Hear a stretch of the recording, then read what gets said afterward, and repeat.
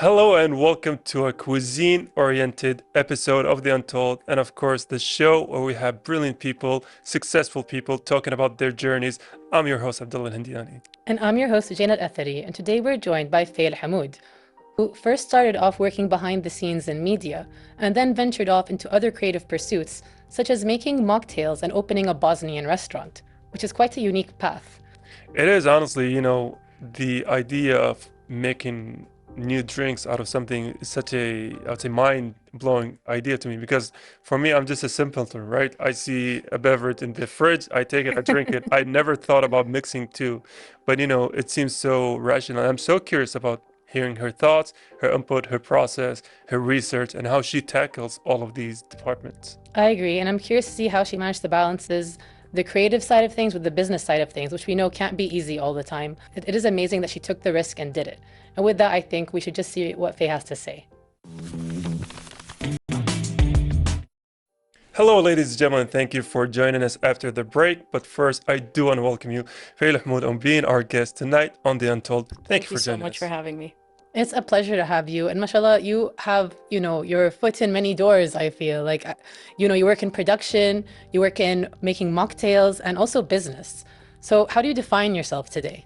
I really don't know how to define it exactly, but I like to dabble with different things. I like to understand how different things work, especially like, when I was working in production, I had no idea what I was doing because I was working in the costume department. So I did not, I'm used to just jeans, t-shirt, I'm good to go.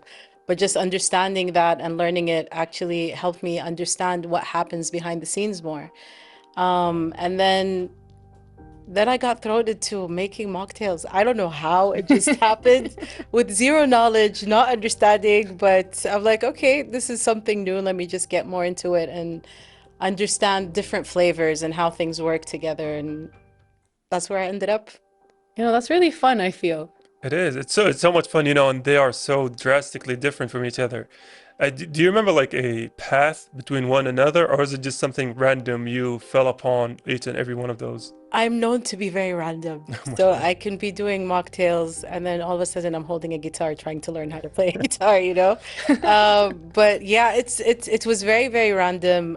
It went from production to a little break and then, oh, let me just, grab fruits and mix them together and make a drink. You know what I mean? So it was very, very random. It's just whatever I'm like interested in at the moment, then I just go and start learning more about it. I have some friends like you, and I always admire you guys because, mashallah, you decided, like as you said, you dabble in everything. And some things they hit, some things you're like, oh, that's not for me.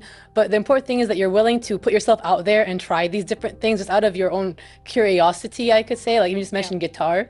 So it's like, that's so cool because I'm the kind of person who I play it safe a lot of the time. So I think that's the difference. It's like people who just kind of go for it. You find yourself suddenly, as you said, I'm now mixing mocktails together. I'm now also in working behind the scenes in costumes. I have a business. It's so fun, I feel, to hear about. So I wanted to ask you, like, how did you first get into, making mocktails? See, the thing is, when me and my friend is from Bosnia, so she told me, how about we open a restaurant? I'm like, I have no idea what, like, I'm used to going, sitting there, ordering and eating, but to be like, there running it, I have no idea what to do. She's like, it's fine, let's just do it. And I'm like, okay. She's like, I'll make the food, you do the drinks. I'm like, wait, what? She's like, you're gonna do the mocktails. I'm like, sure. So I got into understanding flavors, knowing what are the important ingredients that have to be in every mocktail, what is the main ingredient, and there's a little bit of chemistry to it, even though I was really bad in chemistry in high school. But like, you had to understand it. The first mocktail I made tasted like cough syrup. Like, I wasn't very proud of it. The color looked kind of off. Okay. But it was all trial and error until I ended up getting even more into it. And then I was just writing one recipe after the next and the next. And then I'm like, okay, I want to take a cake and make it into a drink. I want to do this and make it. Then my friends look at me. She's like, okay, I didn't know you were gonna get that crazy into it. Like, you I know? might have made a mistake here. Yeah, like I woke up, my hair was like this big, and she's like, I'm like all night, I'm just writing down. I felt like a chemist, you know. But yeah, alhamdulillah, we have like, you know, a couple of drinks that ended up being bestsellers, which I'm very proud of. And they all, like, for me, it's very important that there's a story behind them, you know. So that's how it ended up happening.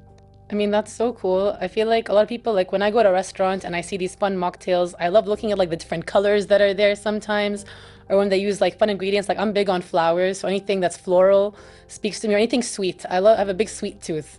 So whenever I go for sweet, people are like, oh, that's too sweet for me. I'm like, no, I like that it's sweet. It just gives me joy. I have the perfect drink for you. Oh my God, I need to try this later when I come to your And restaurant. it changes colors too. That is so fun. That sounds, that's magic right there. That's, Yeah. you know. I think that's the first time I've heard of a drink changing colors. Yeah, it's if you mix, I told you it's a lot of chemistry. So it starts with really, really dark purple, and then when you mix certain ingredients, and then you start mixing the drink, it becomes violet.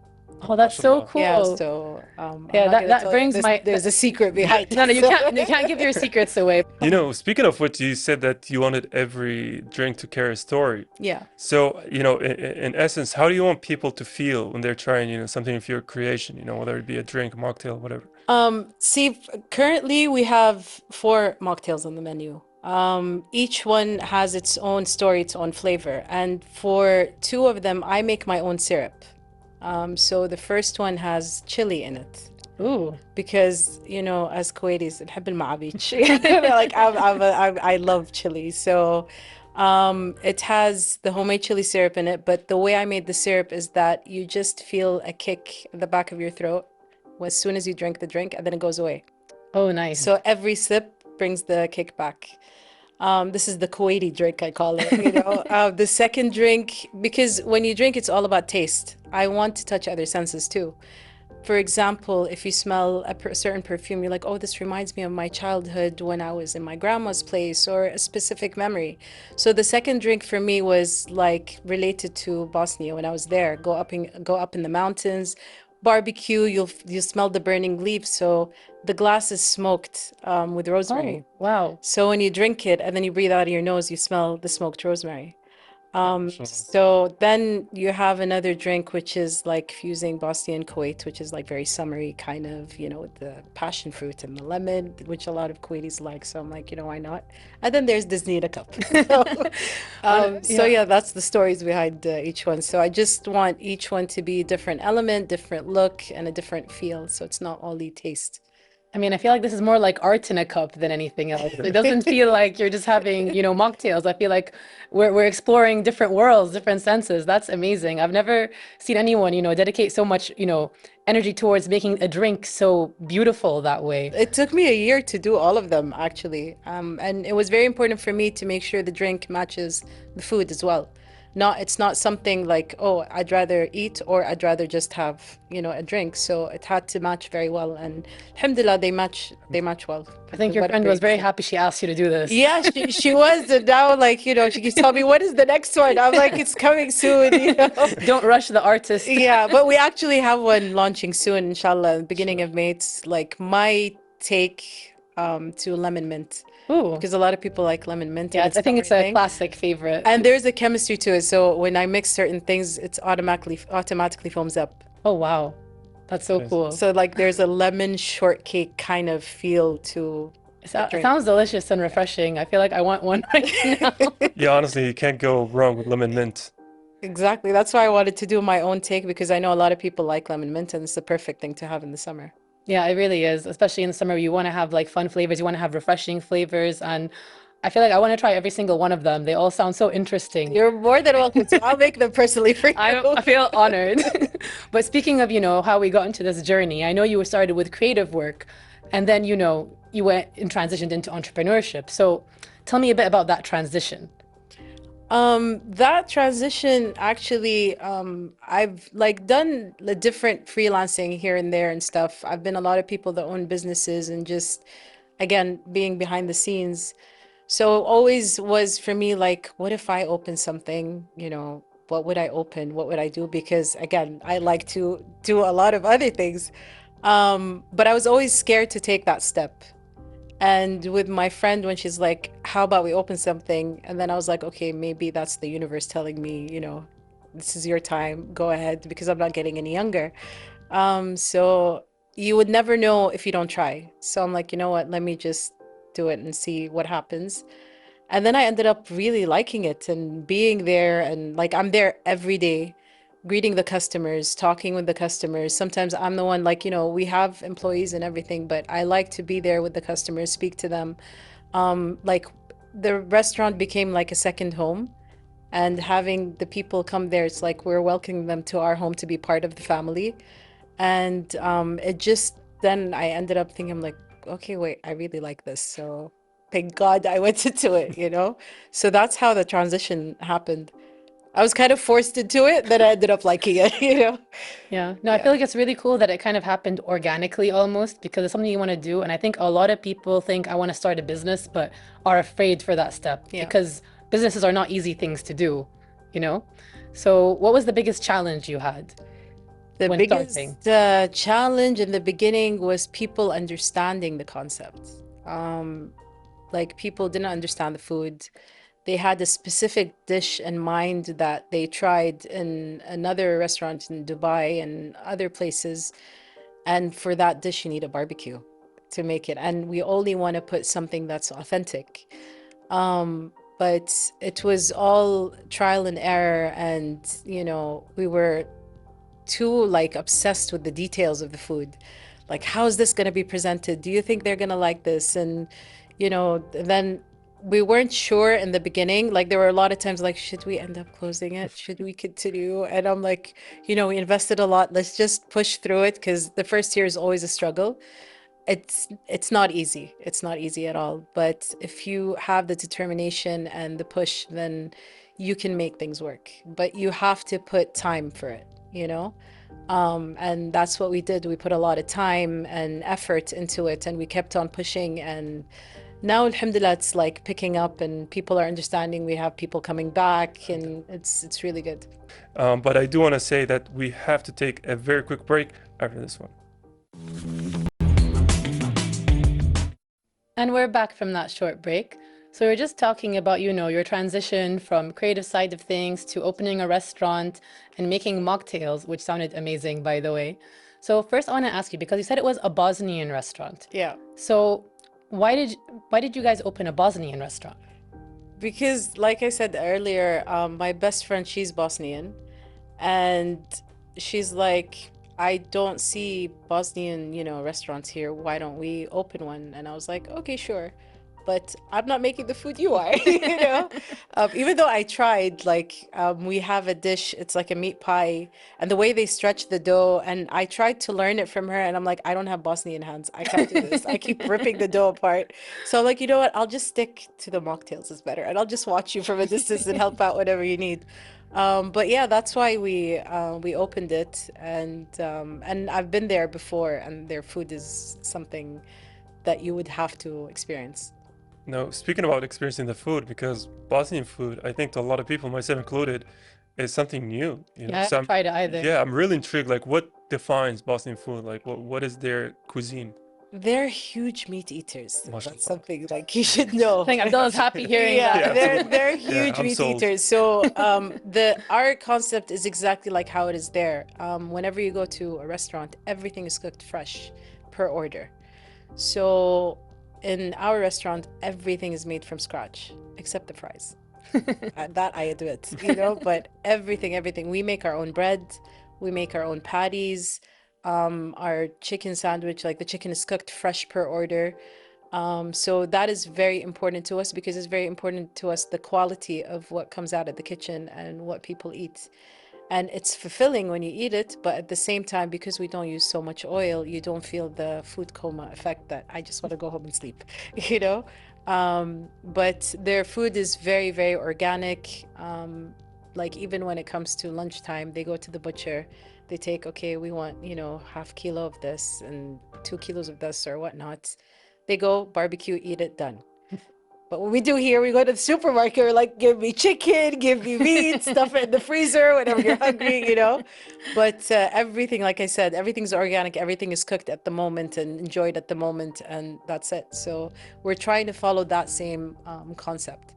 I mean, honestly, just talking about it made me feel a little bit hungry. I got hungry too. It's like, it just sounds so fresh and so organic and so, you know, mouth-watering, you could say. Like, I feel like we're very excited to try your food one day. Inshallah, inshallah, you're more than welcome. But how do you balance, you know, being a business owner, especially a restaurant business owner? It's, I feel, not an easy thing in terms of time, especially. Yeah. I think it's a big commitment. So how do you balance your time? We have a day off. So during that day off, I try to get as much time to be with my family, to be out with the family, to get some me time as well. I try to disconnect from the mindset of, you know, like doing mocktails and being a restaurant owner, and just have a moment just to take a break. And then once I go back into the groove, then that mindset kicks in again. So it's very important for me, even like after I'm done with the restaurant, once I go home, I just shut down and it's just me time again. Just to give my brain a little bit of rest. Because to me, like, you know, your brain is a strong, you know, organ, and it's constantly giving you so much. So you can owe it at least an hour of rest for it to regenerate and give you more. You know, so that's really, really important for me. No, that does sound like a really good way to approach things. It is, yeah. You know, having the right mentality is always very key to fundamental success. So I do want to ask you about, you know, some of the things that you saw were challenging when, as, you know, a business owner when it comes to owning a restaurant. You know, maybe the processes, the stuff, the ins and outs that goes into a restaurant. Like, what were the challenges? The challenges, like I said in the beginning, was people understanding what's on the menu. I don't understand. So first we had everything written in the actual name. And I'm telling my friend, I'm like, okay, I can read it. I understand it. I don't think they would understand. So we had to switch it up. And for the main thing was people to understand the cuisine. And then us understanding, okay, how are we running this? How are we going to do this? And like, you know, what if we're packed with people? You like, how are we going to start serving and everything? So I was juggling a lot. And I'm like, at the same time, like, please don't drop the glass. Please don't drop the glass. Like, you know, but yeah, it's just understanding the in and outs, because again, we walked in it blindly. So every step we took was a learning process for us, which helped us now understand more, being a year and a half into it, and just knowing, okay, this is what we need to do and this is the plan moving forward. So yeah, but the main thing was people understanding, like, you know, why Bosnian? What's Bosnian food? And I'm like, well, we have this and we have this, you know. But that was the main struggle in the beginning. Do you find that you have to do a lot of marketing and stuff? Yeah, so in the beginning we didn't start with marketing as much because we wanted to make sure whatever we put out is what we want to be out. But lately I've been, you know, this year we've been pushing for the marketing more. I'm doing all the marketing, so other than, like, you know, mocktails marketing as well. The M. So yeah, all the M's. So yeah, like we're trying, but again, it's just about finding time to do, like, you know, take care of the restaurant and then work on marketing and then having me time and spending time with family. It's kind of hard to balance all of it, but you always try to find a way, you know. So like, inshallah, the marketing is working. I don't know, because people are like, I saw you on Instagram, and I'm like, yeah, okay, you know. So I guess it's kind of working, so it's good. Hopefully it's very good. You know, I want to go back to something you mentioned in the episode early on. You said that it took you 1 year to find the formula for your mocktails. So I want to ask you, you know, before you go into making one of your drinks, like, what goes into it outside of the chemistry? Maybe you're pursuing a feeling, maybe you're pursuing a memory, maybe you're pursuing something. Like, what goes into your thought process when conducting new research? First, like, you know, I think of, okay, what do I want to put out in the menu? I don't want to put something, like, I saw other restaurants and what drinks they have, and then I'm like, okay, I want to make something completely new.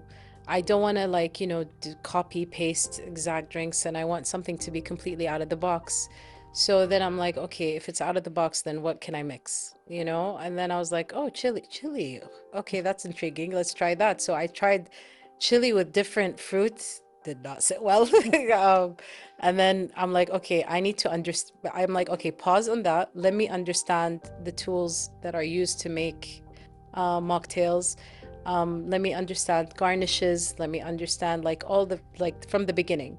So I looked at a lot of YouTube videos, read a lot and everything. And then from that, slowly branched into understanding how different fruits, when mixed together, what kind of, you know, taste they would give. And then I would try it out just to understand the flavor. And then that like moved to, I made it into steps instead of jumping from, you know, point A to Z right away. So I just went from one step to the next until I developed the drinks that we currently have. Wow, I just feel like there's just so much involved. It's something people would not expect. As you said, there's like chemistry, there's science, as well as art, as well as just kind of personal preference and imagination. So it's really cool. And I feel like it helps you get your creative side out as well. And I know that you're into a lot of creative pursuits. And I know we spoke a bit about balancing time in general, but do you struggle to balance your more creative side or your creative pursuits with being a business owner? Not really, because I see the restaurant as like, you know, the area where we make the mocktails, I see it as my little lab, you know? So I'm like, so what drinks are we doing next? And then I start mixing this and that and stuff and then trying it. I'm like, nope, back to the drawing board. At the same time, when I'm home at night, usually I love writing poetry. So sometimes I just sit, I write, even thinking of the names of the drinks, like I try to be very playful with the names. So it's just sitting and just thinking, okay, how about I name it this? Like, you know, sometimes I just, you know, I'm not an artist, I don't draw, but I like to just like doodle around, try to do some designs. So I just try to do different things, and it keeps, I like to keep my mind constantly like, you know, working on artwork so that it doesn't die down. Just to keep the creativity going. And you know, speaking of keeping the creativity going, have you found I would say a good mix of drink, but you know, you love it. There's absolutely nothing wrong with it, but you just can't find a way to fit it into the menu. Yeah, I took strawberry shortcake and made it into a drink. Oh. Yeah, it was on the menu. A couple of people ordered it, and then it wasn't like, you know, a lot of people didn't understand it, but I'm like, but it's good. It's a cake. It's a drink. You know, people didn't understand. So like, okay, just remove it from the menu. But yeah, I have 4 desserts that I made into a drink, and people just didn't understand the concept. You know, I feel like the wrong people are trying it. Let me try them. I love desserts, so I'm very curious how they'd be in drink form. How does the process go of picking a flavor of dessert and then make it into a drink? Like, what you have to understand the ingredients that goes into the dessert, and then try the dessert and see if you can use those same ingredients to give that same flavor. Okay. You know, and then it will give you it will all come together after a couple of tries. The first try, you don't want to try it. Yeah, I remember you said one of them tasted like cough syrup. Yeah, I don't want to remember that one. That Which was is disaster. confusing to me because my memories of cough syrup is the pink one from the pharmacies, which actually tasted delicious. That was pink, but it was not delicious. I think that's the kid one, so it's a bit different. Yeah, but that was something I don't want to remember, honestly. So where do you see yourself going in the future with all this? Hopefully branching out. We're thinking, you know, maybe branching out here, maybe branching out in Bosnia. We don't know. So why not? You know, the possibilities are endless, and, you know, life is short. So if that chance happens, we're just gonna, again, go into it blindly and see what happens. And is that the advice you'd give to someone who isn't sure to pursue their passions or not? I would say to anyone that wants to pursue their passion, you never know if you don't try. Don't get stuck in the what if. Just do it. If you make it, excellent. If you don't, at least you tried. Because I believe everyone has the capability to do whatever they want to do. The only person that's stopping them is themselves. Yeah. So just take the step, go pursue whatever you have in mind, even though if you can't draw, take a pen and start sketching. And you never know, with practice, you might be the next Picasso. So just go for it. And because, you know, in the unknown, you never know. And it's very important to just take that step. It is. Honestly, I think it's a great message to wrap the conversation on, is that to always take that step, because you never know, instead of taking that lazy nap, try something else. Maybe you'll find some creativity Exactly. within you. As long as it's not cough syrup. It is. So, Fay Alhumoud, I do want to thank you for joining us on a brand new episode of The Untold. Thank you for dedicating the time out of your Thank day. you so much for having me. I enjoyed it so much. We Thank enjoyed you. it. We enjoyed it too so much. And with that, we are going to take a really quick break. Well, I think that's it from us, the team of The Untold. Honestly, brilliant episode. So I do, feel sorry for the audiences, because the way Faye talked about her restaurant off camera is amazing. I think all of the staff here are gonna wrap production. We're gonna go immediately there. I think so. I've never tried Bosnian cuisine, so I'm excited about it. And honestly, the drinks that she mentioned that she made, it took her a year to make them.